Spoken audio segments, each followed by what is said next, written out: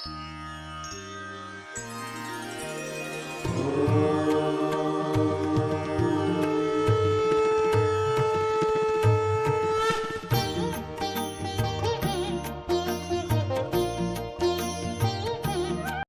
मित्रों, महादेव का फलित ज्योतिष शास्त्र में आपका स्वागत है। आज के टॉपिक में हम चर्चा करेंगे लाल किताब के अनुसार ग्रहों के कुछ विशिष्ट योग पर। भाग 1 के अंतर्गत आज हम चर्चा करने जा रहे हैं। तो इसी से रिलेटेड आज का टॉपिक है। टॉपिक पर चर्चा करने से पहले मैं आपको बता देना चाहता हूं कि यदि आप मेरे चैनल पर नए दर्शक होना तो कृपया चैनल को सब्सक्राइब कर लीजिएगा, साथ में घंटे के बटन को दबा दीजिएगा ताकि मैं जो भी नया वीडियो अपलोड करूं उसका नोटिफिकेशन सबसे पहले आपके पास पहुंच जाए।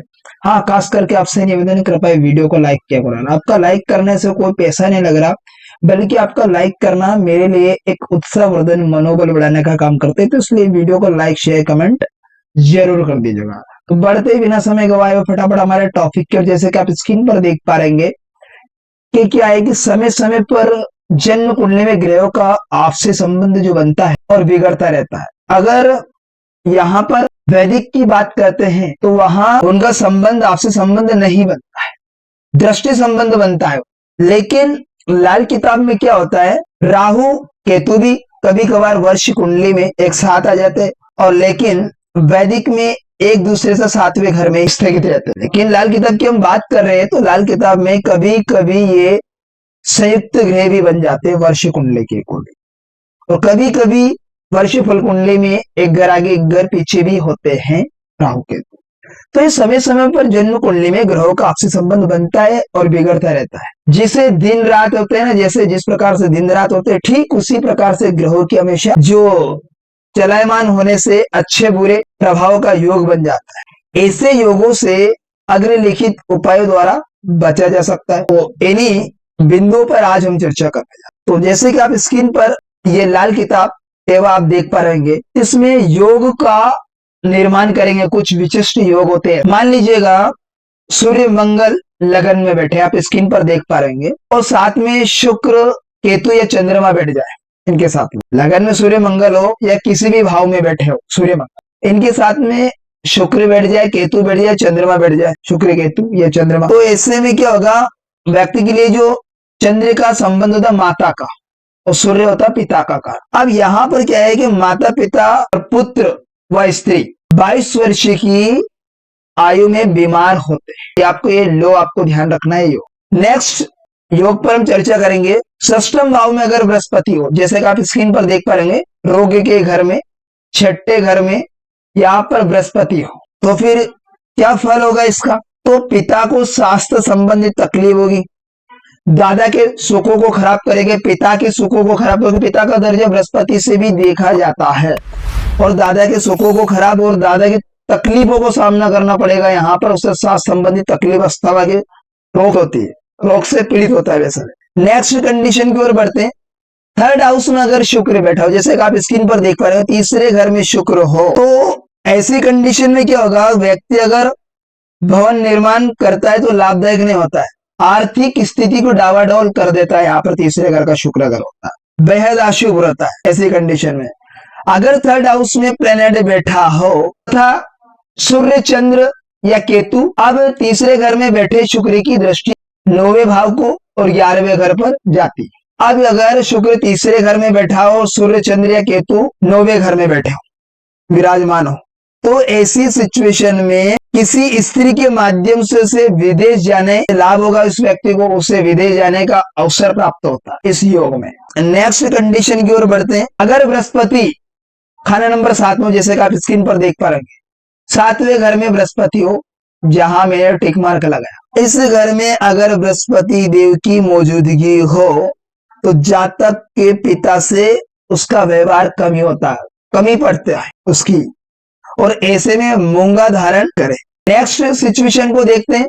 जैसे कि आप स्क्रीन पर देख पाएंगे, शनि अगर धन भाव में हो, दूसरे घर में शनि की सिचुएशन बनी हो, या शनि चंद्र की स्थिति बन जाए, जैसे कि अष्टम भाव में चंद्रमा बैठे और धन भाव में शनि बैठे, तो 8वें घर में बैठे चंद्र की दृष्टि धन भाव पर, शनि पर 100%। दोनों इकट्ठे होकर किसी भी घर में बैठ जाए, मुश्तरका। ऐसी सिचुएशन में जातक को आंखों से संबंधित समस्या के सामना करना पड़ेगा।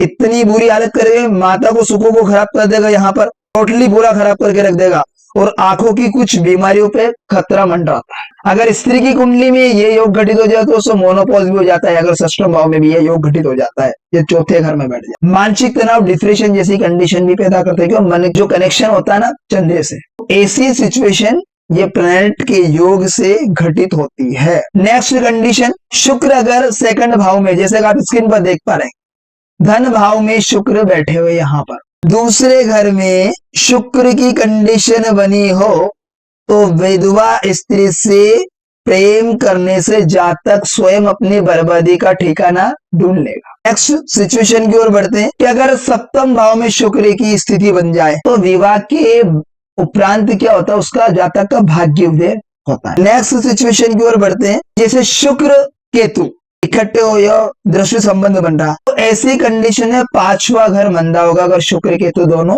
नेगेटिव हो, कहीं भी इकट्ठे हो, मुश्तरका बैठे हो किसी भी भाव में। मान लीजिए फोर्थ हाउस में शुक्रदेव बैठे हैं तो 10th हाउस में केतु। अब शुक्र की दृष्टि संबंध दोनों, क्योंकि मुश्तरका हो गया अभी दृष्टि मिलने पर, क्योंकि चौथे घर की 100% दृष्टि 10वें घर केतु पर, तो ऐसी सिचुएशन में पंचम भाव जो पांचवा घर संतान का घर होगा वो वीक कंडीशन में चला जाएगा। मंदा फल यहां पर इस भाव का होगा, संतान संबंधित मंदा प्रभाव जातक को मिलेगा, संतान उत्पन्न करने में परेशानियों को सामना करना पड़ेगा। नेक्स्ट सिचुएशन, अगर धन भाव में बुद्धि की कंडीशन बन जाए, जैसे आप स्क्रीन पर देख पा रहे हैं, यदि आप चाहे तो इसका स्क्रीनशॉट ले सकते हैं इस कुंडली का, और ध्यान रहे पॉइंटों को नोट कर लीजिएगा। धन भाव में अगर शुक्र की कंडीशन, धन भाव में अगर बुद्धि की कंडीशन बन जाए तो जातक के घर में कभी भी बंद निवार, उनके गोले, निवार के गोले जो हम चारपाई को बनाते हैं या स्वेटर बुनते हैं या कोई से भी ऊन से संबंधित निवार के गोले पड़े हैं घर में, ऐसे में वो स्वयं कंडीशन बर्बाद कर लेगा। व्यक्ति स्वयं की कंडीशन को बर्बाद कर लेगा, क्योंकि वो हर समस्या में उलझ जाएगा। जो भी बंडल बने उन्हें खोले